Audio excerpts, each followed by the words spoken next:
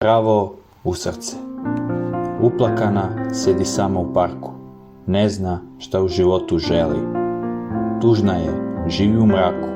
Upitah je, ona reče sedi. Želeo sam da joj pomognem, da vidi kako je život divan i lep. Upitati je ne smem, šta je u životu potiskuje. Tužna i uplakana me gledala. U meni je nešto videla. Svim predivnim očima me posmatrala. Pustila je divan osmeh kakav nisam nikada video. Gledajući mene, suze su nestale. Jednu jedinu reč do tada nije rekla. Pa na kraju stidljivo reče: izvini, malo sam se zanela. Ne brini, znam da ti nije lako, rekoh joj da ne bude povređena. U trenutku joj se vidjelo da se zaljubila, nije uočiti tu toplinu veoma lako. Željom se desilo nešto, što ni ona, ni ja nismo očekivali.